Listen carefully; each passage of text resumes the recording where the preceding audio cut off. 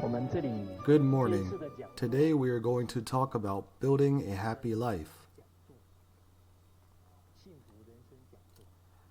My dear friends, happiness is what everyone is pursuing. Each one of us desires happiness. But how do we make our lives happy? We have gone through decades in our lives.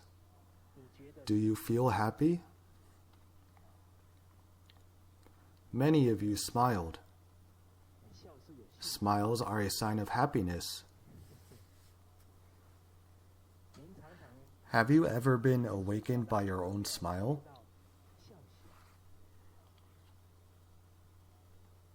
Yes? Would anyone like to share with us why you were awakened by your smile? What is the reason? Can you generate more of this kind of pleasantness in your life? If we run our lives this way, we will be happier and happier. What makes you happy even just thinking of it? Would anyone like to share with us your happiness?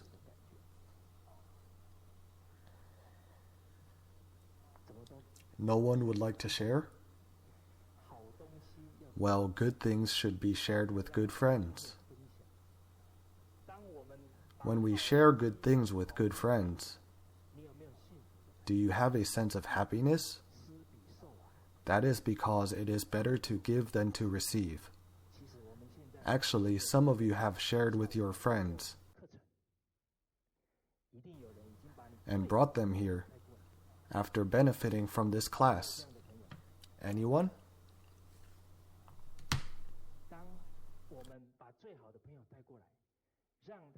When we bring along our friends to learn this important life lesson,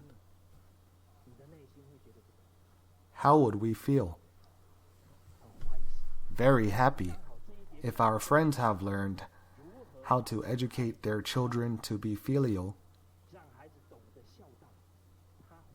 and their children indeed have become filial,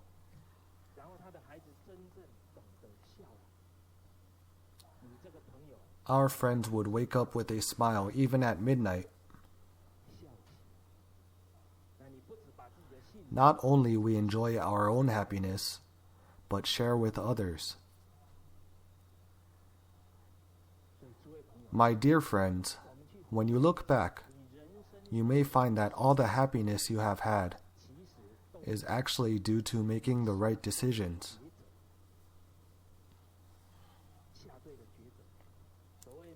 The most difficult thing in life is not striving for success, but making decisions. My friends, how many right decisions have you made in your life? We have to make decisions all the time. Are you making decisions right now? If you're thinking, I am so tired today, might as well doze off a little, the effect between dozing off and listening to the class attentively would be completely different. As an old saying goes, men fear choosing the wrong career. Women fear marrying the wrong man. Both things in this saying are about making decisions. Since men fear choosing the wrong career, what right decision do they need to make? Career. Women fear marrying the wrong man. What right decision do they have to make? Choosing the right husband. There is a common point between these two. That is, we must be very good at judging people. Because not only do you need to make a right career decision, but need to choose the right leader to follow. For a right leader would help and facilitate your success. Is the ability to judge people important? Very important. Would you be happy if you married the wrong man? Very difficult. If you follow the right leader, you will have better advancement in your career. Furthermore, your family will be stable. Thus, you must make the right decisions to obtain happiness. What other decisions do we need to make for our lives? Those who have had breakfast, please raise your hand. Quite a few. Please put your hand down. Please raise your hand if you have not. Some of you have not. My friends, skipping breakfast is the first step of moving towards bad health.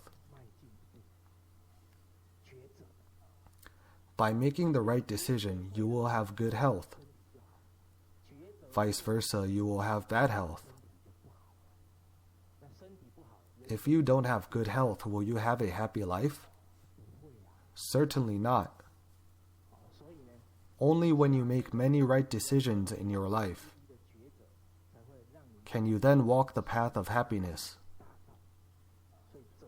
Therefore, choosing what to eat or not is very important as well. So is choosing friends. One relies on parents at home, on friends when out. Let's think about it. What is the biggest worry of a wife and parents? Their biggest worry is that the husband or children choosing the wrong friends. If one hangs out with the wrong friends, his wife will not eat well, sleep well, nor will his parents.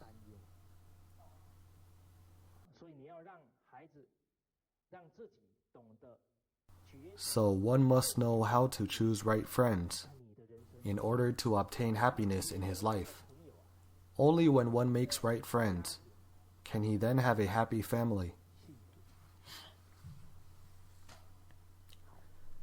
In addition, to choose the priority is also a decision that we have to make in life. What should be done first? What can be done later? The decision of their order must be made correctly. We often say nothing is more important than educating children. The most important matter in life is to educate our children. If your children were not properly educated, would you obtain happiness in life? Whether one's life would be at ease or blessed, it depends if his children are filial to him in his elderly life. If the children are not filial, what would happen in his senior age? His time will be very hard to pass. He would have no idea what trouble the child will make today to let him clean up the mess. If you regard educating children as the most important thing, you have chosen the right priority. But how do we educate our children?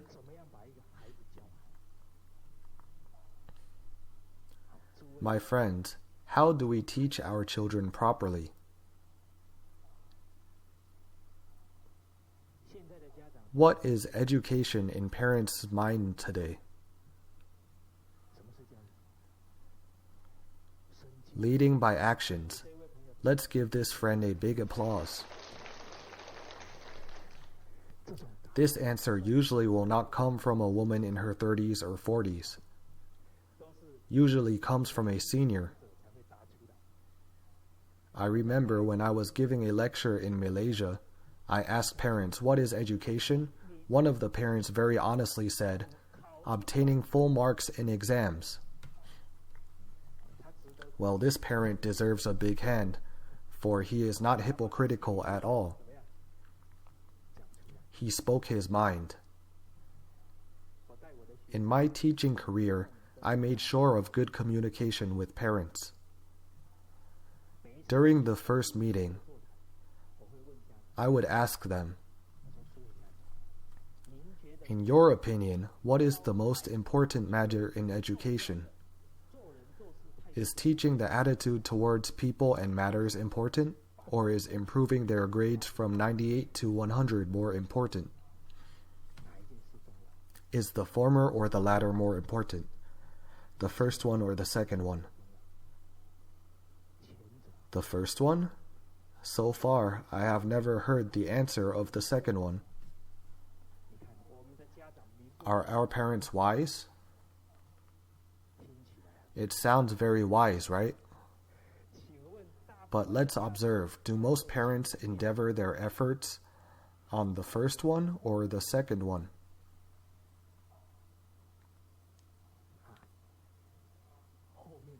The second one.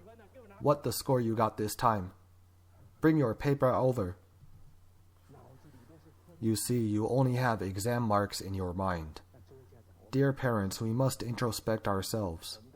We always tell our children to be consistent in speaking and actions. But why do we clearly feel teaching them to deal with people and matters is more important, yet endeavoring on exam marks? Why? In fact, the parents should not be blamed, for they have yet to recognize how far the right attitude will impact their children's lives. But they can see the score immediately and proudly show it off to others, saying, "My son got 100 in 3 or 4 subjects."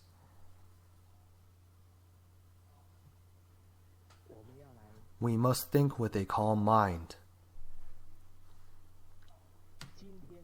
Today, if we push our children to focus on exam results, what kind of life would he have? Can you see it? When you push your children to this path, you must be clear. Where are you pushing them to? A life of pursuing fame and profit. Dear parents, I am also a product of academic elitism. Can you tell? You are so kind that you do not want to harm me in person. I am really a product of the academic elitism. I remember in my junior high school, I cried for hours because of a 98 score. Why? Because I was 2 points short to be in the elite class. I was thinking, what if I was not qualified for that class? Isn't my life doomed? Would it be so serious? Then why did I feel it was so serious?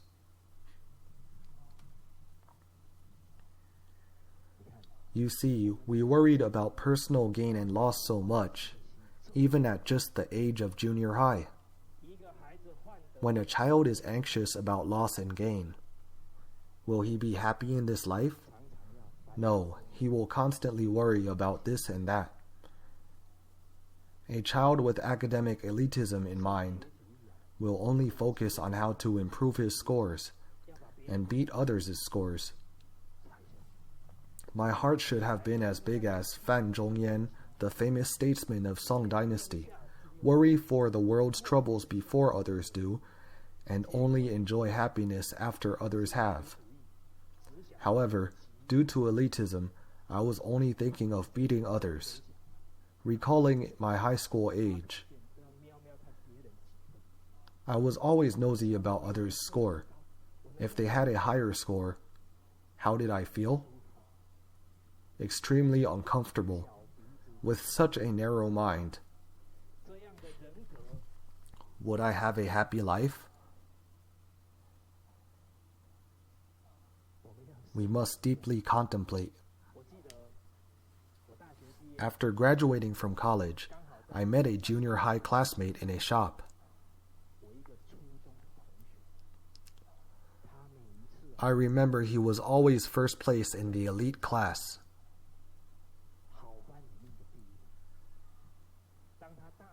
After graduating from college, due to poor social skills caused from focusing on studying. He would be shivering when talking about his work. He asked, "Why are people so horrific? I am so scared to interact with them."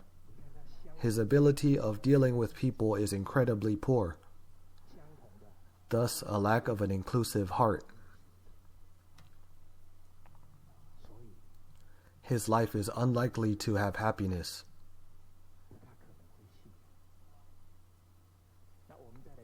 Let's think deeper. We push our children to academic success. Many have reached the degree of master or PhD. Yet, which degree possesses the highest unemployment rate today? People graduate under high school are unlikely to lose jobs. Why? Because they are willing to do manual labor and would not become unemployed. People with high qualifications above bachelor's often complain of not enough money, are not willing to take jobs. My friends, what attitude does a high academic degree bring to them? They are not able to bend themselves to a low position. We must learn bending before stretching to a higher position. There are so many college graduates every year, but a lot of them are unemployed. Right? Let's think again. These graduates have received over 10 years' education under this system, but they cannot put what they have learned to use. If you or your friends are a business owner, a supervisor, or even in charge of a government department, you can ask yourself or them, are there any talents among youngsters?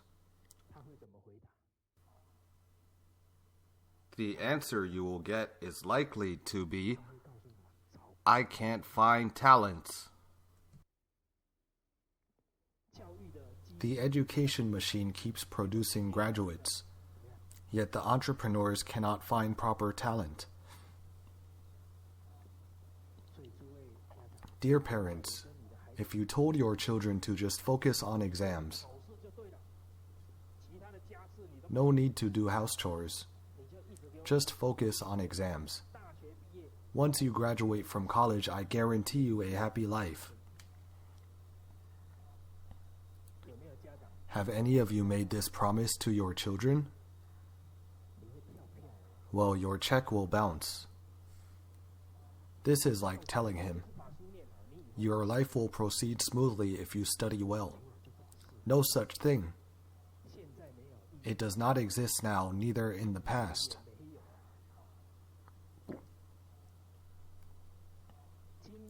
Even graduating from college, if he does not know how to get along with others, he will miss even the best opportunity coming to him.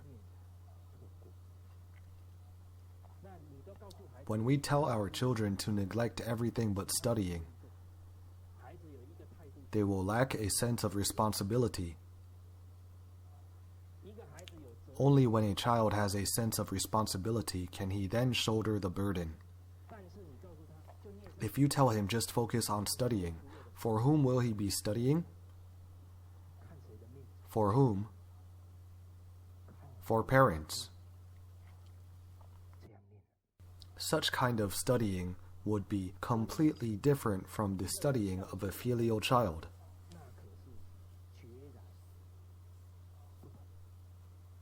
A filial child will let their parents rest assured.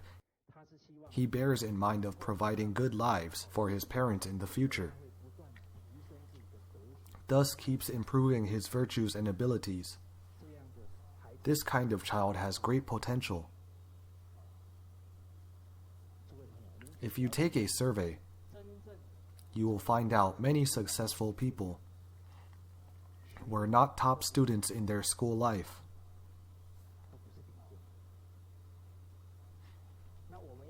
Let's look from a different perspective. Entrepreneurs feel that there are no talents.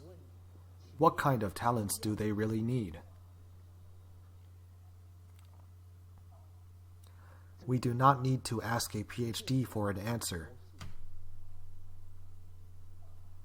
Each of us has the answer in our mind. Throughout our lives, we have seen many successful people and those who have failed.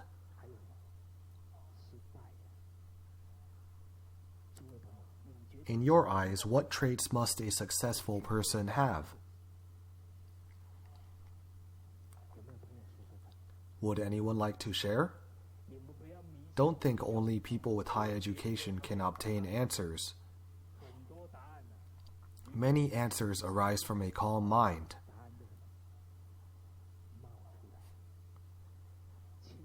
As a saying goes, wisdom arises from a pure heart. What traits do you think can lead you to a successful life? Honesty, sense of responsibility, humility. Anything else? Trustworthiness, patience. Okay, we can publish a book called The Traits of Success. I am not lying to you. You will find similar information in the bookstores. Since we know, the real talents need these traits. Allow me to ask, have we taught our children to be honest? Many parents agree with this point, but they are afraid of their children will be bullied if being too honest. Their faith is certainly a moot point. What if my children are oppressed for being too humble? Therefore, faith is fundamental. Do you genuinely believe that he will get a real successful life with these traits? In fact, entrepreneurs have discovered this truth. In the past few decades, Western society has stressed quality management. What quality? The quality of the products. They called it total quality management. For example, making a microphone. They believe that as long as safeguarding their products to be competitive, they can then be free from worries. Therefore, the products have become their focal point. In recent 10 or 20 years, something happened.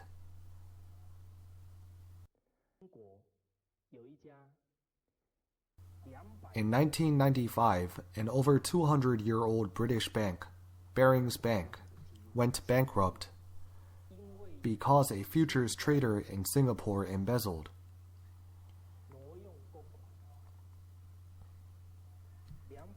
A 200 years foundation had collapsed.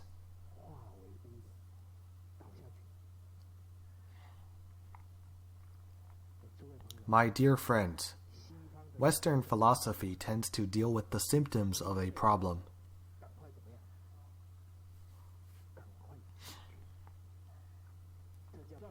Is dealing with symptoms a good solution?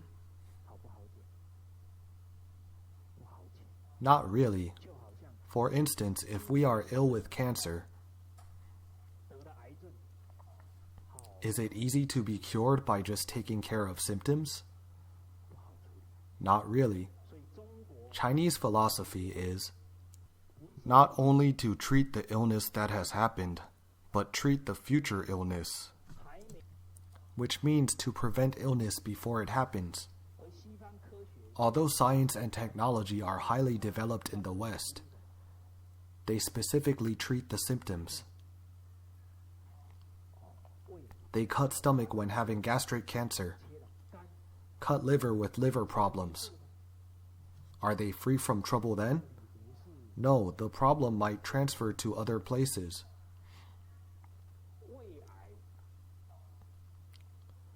We should not antagonize the cancer cells. The reason they become rampant is because they are spoiled by someone. Who spoiled the cancer cells? Dear friends, we all have cancer cells in our bodies. They become rampant because you spoil them. You have been abusing your body for 10, 15 years.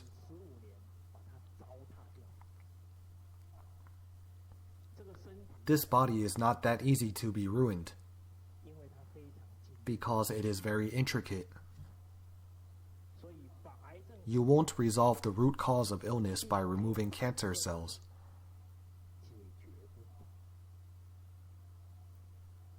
Not only is the problem not solved, but the side effects arise.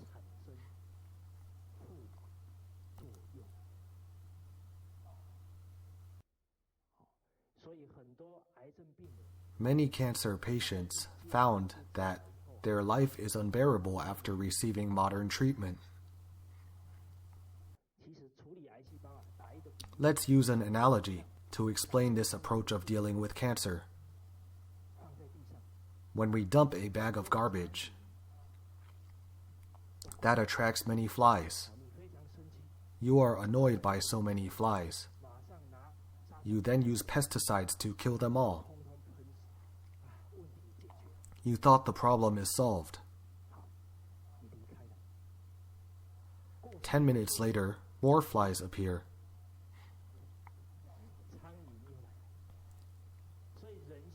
People today only think to resolve the symptoms. This boyfriend or girlfriend is no good, change another one. Was the problem solved?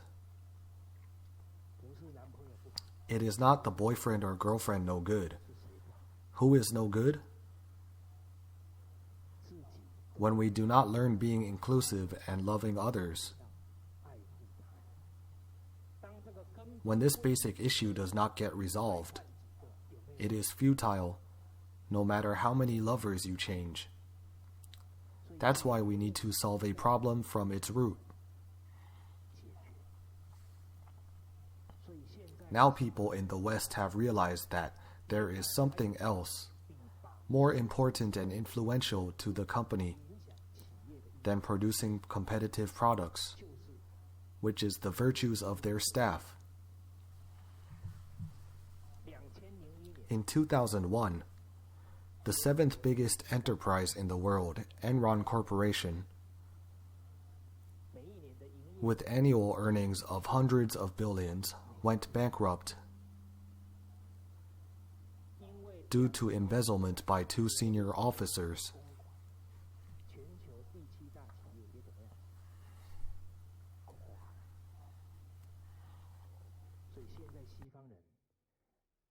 Many major international companies are now promoting TEM, Total Ethics Management.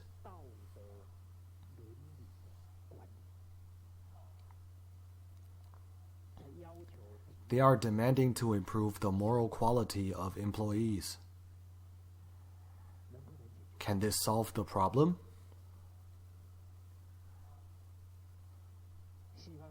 Do the Westerners think that the problem can be solved? My friends, people today have a wrong perception. They think money is omnipotent. They think as long as I have money, I can offer a good education to my children and solve all my problems. Are there many people having this kind of perception? Yes, there are. Well, Americans have boldness of vision in order to promote moral and ethical education. They allocated a grant in 2002 from $2.5 billion increasing to $7.5 billion. An exact 3 times increase. Did it work? Aren't they ambitious? In the meantime, they surveyed over 8,000 junior high students.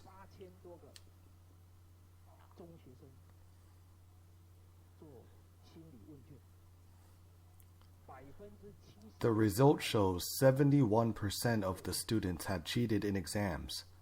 68% had bullied others. And 35% had shoplifted.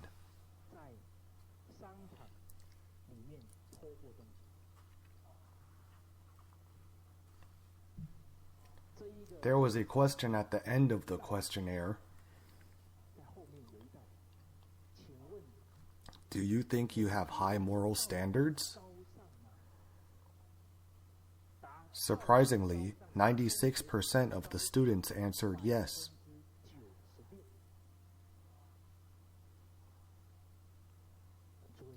My dear friends, there were 71% who had cheated on exams. 68% had bullied others, and 35% had shoplifted. Yet 96% think that they were of high moral standard.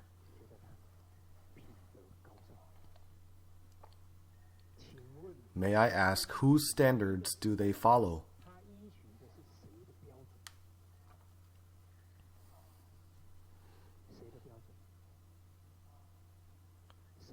Who is his standard? Himself. Please tell me, from whom do these students learn this attitude?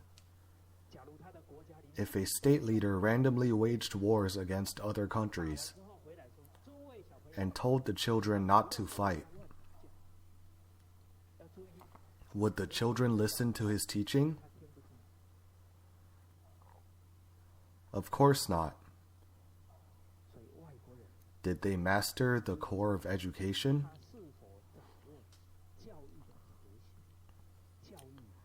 Education will not work by spending a lot of money, by giving a lot of speeches, or by publishing a lot of books and theories. The core of the education, as explained in the graphs and analyses of Chinese characters. What is education? Education is the above demonstrate good examples, while the below emulates. Also means raise children to enable them to do good. Such a short interpretation has pointed out the core of education. My dear friends, the faith in our ancestors' wisdom absolutely hinges on your in-depth study of the classic scriptures. If you truly comprehend and accept our ancestors' teaching, your admiration will go deeper as you read more and more. So the key of education is to teach right concepts, which is enable them to do good. When our children are kind-hearted, they will naturally have good deeds. In consequence, they will naturally have many good friends, and no doubt will obtain a happy life. How do we teach our children to do good deeds?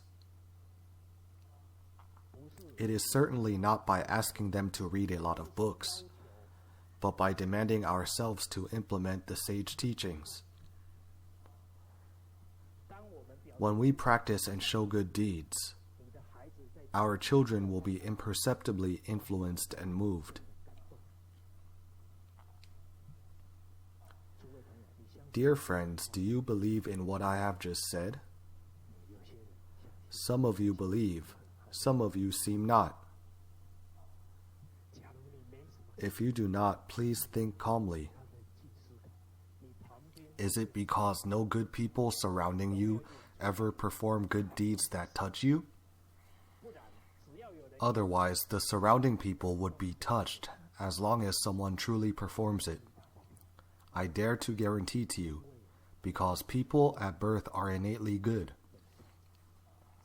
As long as there's someone performing, there must be people who will be touched and further emulate. In Shenzhen, China, a teacher who had learned Chinese traditional culture for a while. I met her when I was invited to give lectures on March 15th last year.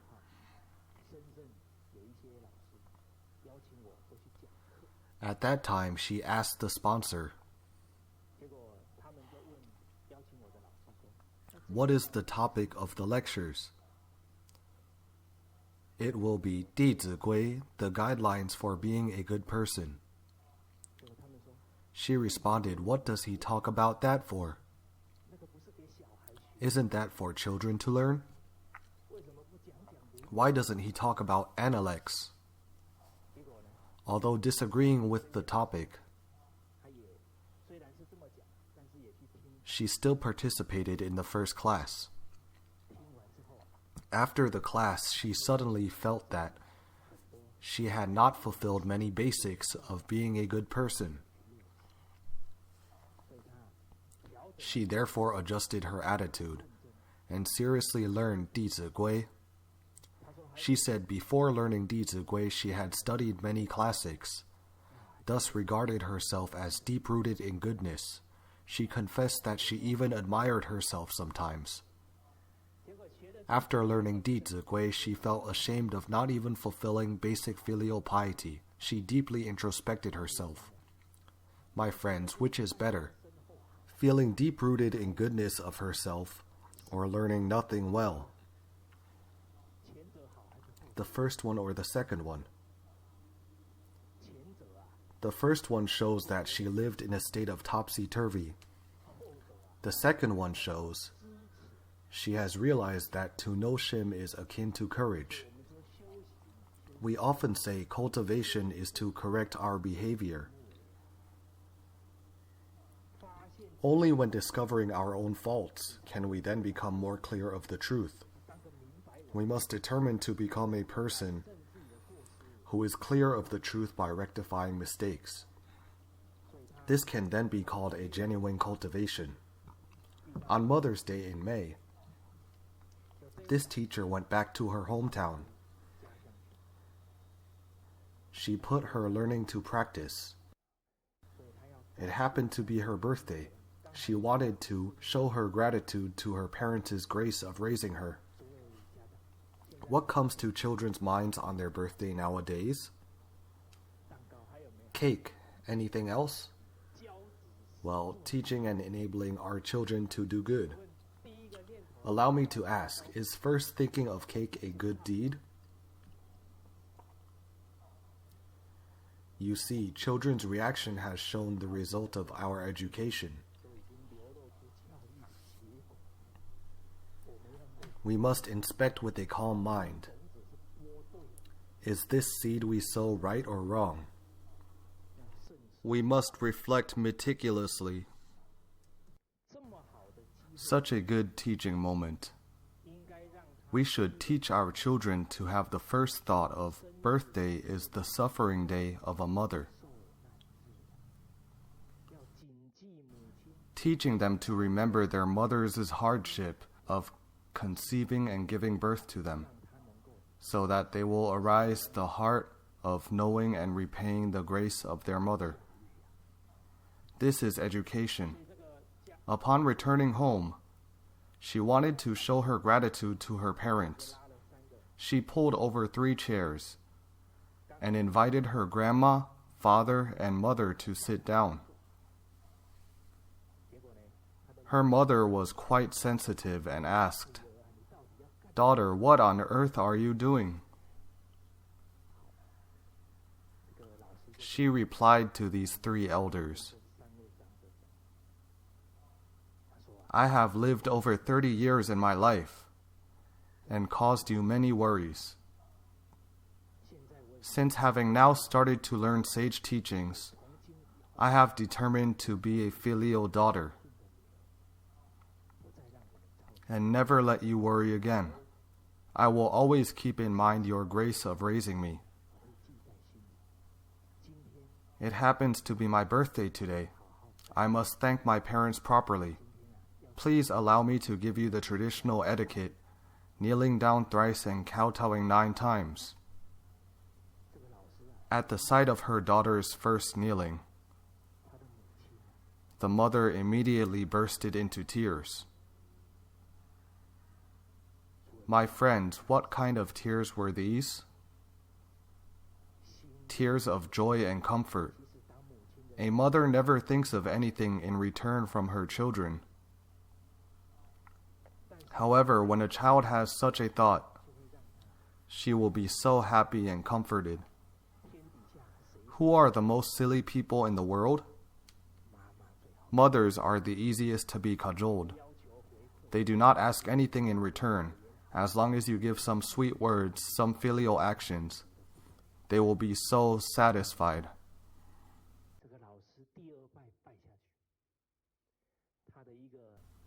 When she was kneeling down the second time, her third-grade son walked to her husband's side at once and started to massage his father. He seemed to feel odd if doing nothing under this atmosphere.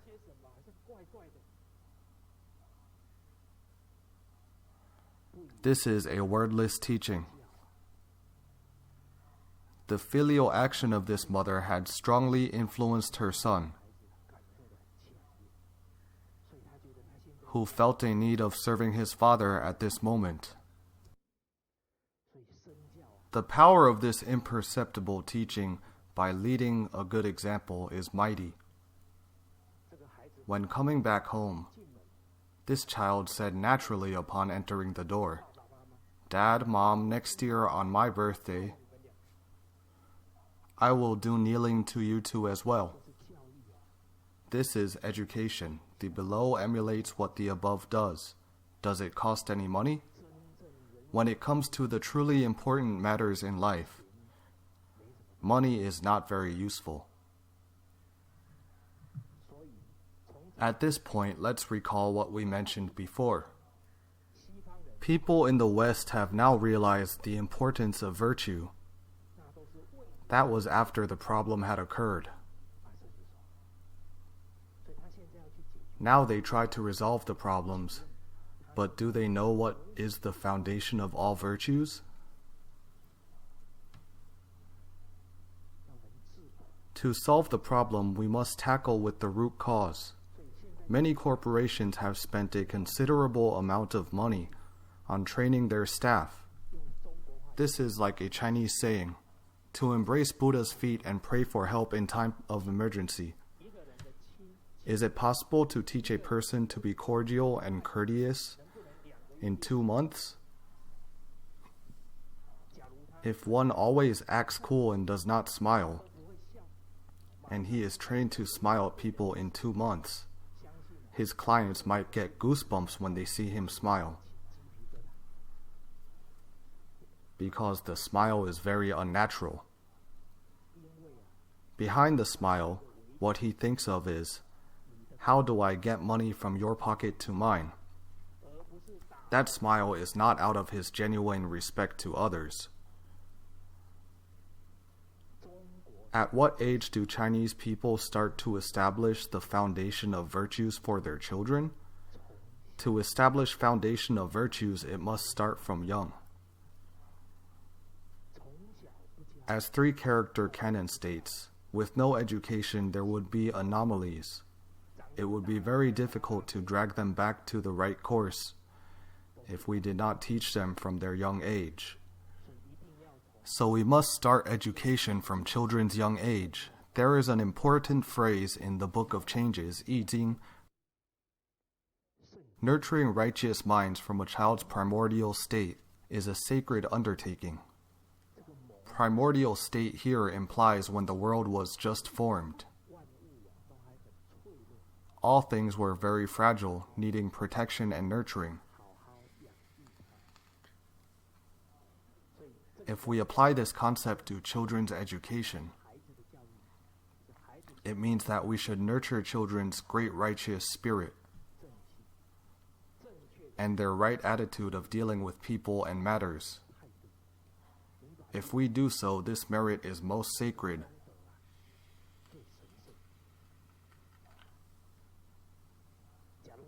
If you raise a child to become like Fan Zhongyan, it is a sacred merit.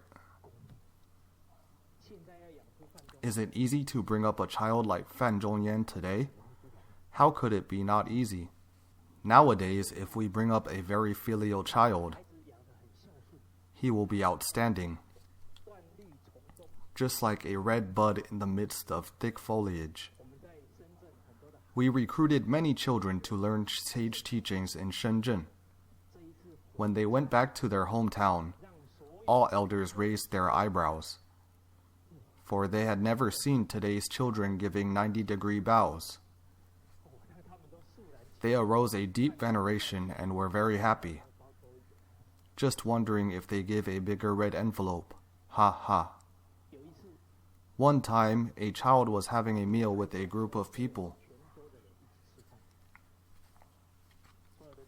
Elders started to pick up food upon seeing dishes on the table. Suddenly, they saw this child lowering his head and murmuring some words. They stopped their actions, feeling a bit awkward. After this child has finished, they asked, "What were you murmuring? Why didn't you eat quickly?" This child replied to all elders, "I was reciting a pre-meal prayer to thank parents' grace of raising me, the teacher's endeavor of teaching me, the farmer's hard labor of growing food, as well as all devoted people." Those elders had learned a lesson with chopsticks in their hands. How can this child keep gratitude in mind while we only think of food? Dear friends, is this child happy? He who lives in gratitude is especially happy. When we can truly teach our children to be good, he will surely influence many people and become a contemporary Fan Zhongyan. We must focus our education on nurturing righteous minds from a child's primordial state. When our children had rooted the sage wisdom, will you still worry of unemployment after his graduation? If you still worry, you are like the man of Qi worrying the sky might fall. You must have a broad vision to obtain a grand life. If narrow-minded, you will worry about loss and gain your whole life.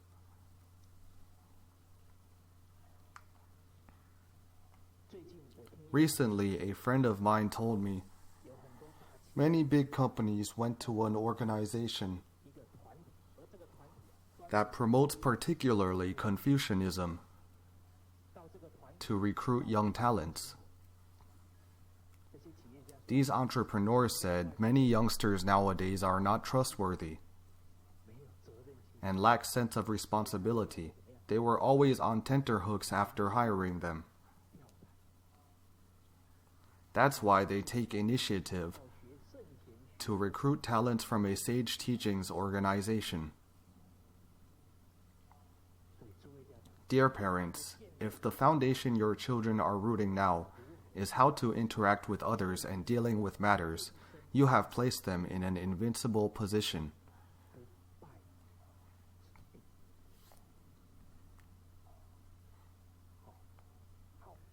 Okay.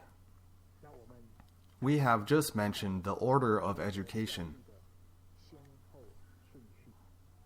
My dear friends, the decisions that you make now will not only affect you, but your family.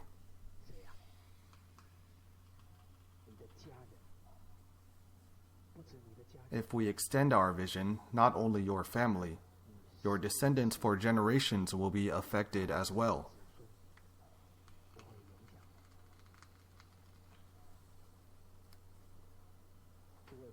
My friends, please raise your hand if you ever think that your decision will affect your offspring for generations. Great. Let's give these friends a big applause. Life is like playing chess. If you only think of the next move, you will hesitate over every move. Will this move work? Is that okay? If you can plan your life as playing chess with the vision of 100, even 200 moves, your life will be at ease with elegance. Your children will be farsighted and aim high.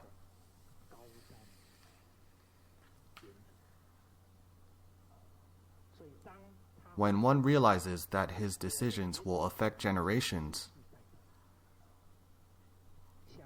I believe he will be very cautious and attentive to education, because he is farsighted. Not too many people think so far these days. In ancient China, did anyone think this far? Yes, many of them. Chinese have the most family admonition among the world. As we know Liao Fan's 4 lessons, the maxims of Zhu Bo Lu for managing the family, the family instructions of Master Yan, and the letter of admonition to my son Zhuge Liang. Many sages had the attitude of inheriting and passing down life wisdom. Therefore, we must realize that our decisions are very important. What do we need in order to make right decisions in life? My grandfather is illiterate, has never gone to school. He was a fisherman. All his siblings are fishermen.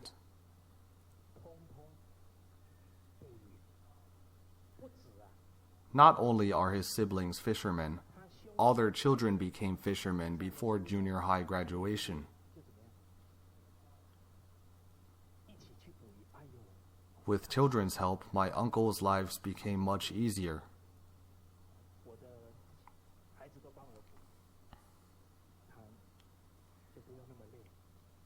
Is this good? Their lives seem to improve right away, right? However, my grandfather felt that it will be a regret not having life wisdom due to being uneducated. He insisted on his children going to school, no matter encountering how much hardship. Because of this decision, this judgment, my grandfather raised 1 PhD, 3 bachelors, and 1 high school graduate. To my generation, all above bachelors, in which there are 2 PhDs. These are all caused by my grandfather's decision. In my generation, my degree is the lowest. So is my height. As elders, we must be cautious on our judgment and decisions.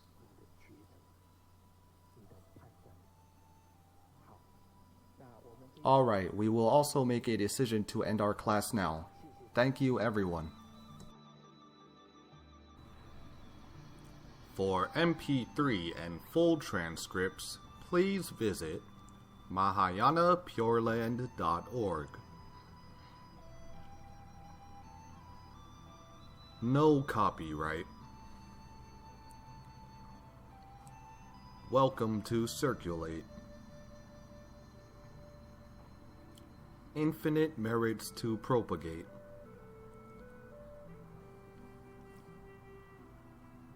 Filial to parents. Respect to teachers.